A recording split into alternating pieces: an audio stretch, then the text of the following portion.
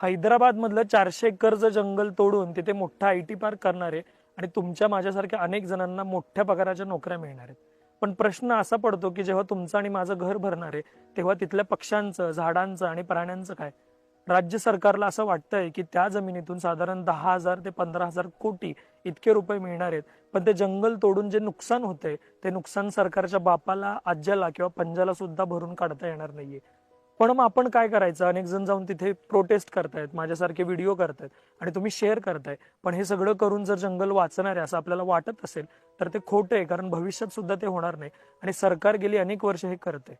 पण मग काय करायचं?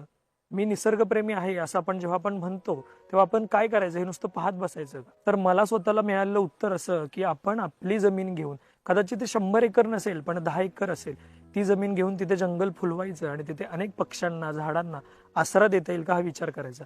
आपल्या सगळ्यांना इतका पगार तरी नक्की आहे की आपण 10 गुंठे जरी जमीन घेऊन ठेवली आणि ती तशीच सोडून दिली तर निसर्ग काही वर्षांनी त्याचं जंगल तिथे तयार करतो आणि अनेक पक्ष्यांना वसती स्थान सुरू करतो. त्यामुळे हा व्हिडिओ नुसता बघून शेअर करण्यापेक्षा आपण काहीतरी रिजिड काम केलं पाहिजे असं मला वाटतं, कारण सरकार आपलं ऐकेल हे जरा अवघडच आहे. आपल्याला काय वाटतं? धन्यवाद. आरोग्यम धनसंपदा.